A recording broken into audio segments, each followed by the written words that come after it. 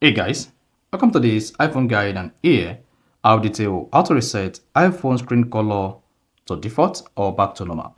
So if your iPhone screen color is of this format, without turning on dark mode on your iPhone or on your iPhone or on the latest iOS 18, then this video is going to walk you through how you can easily reset your iPhone screen color back to normal. So if at the end of this you found this often informative, please don't forget to like and then subscribe.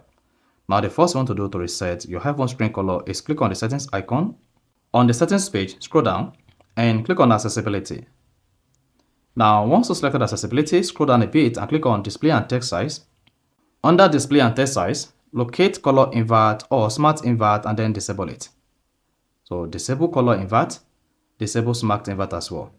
Then once these two are disabled, locate color filters and click on it if it is turned on and then turn it off here. Then once that is turned off, you can now return back to your iPhone screen and your iPhone screen color will be reset back to normal. So that is basically how to reset iPhone screen color. So if you found this often informative, please don't forget to like and then subscribe.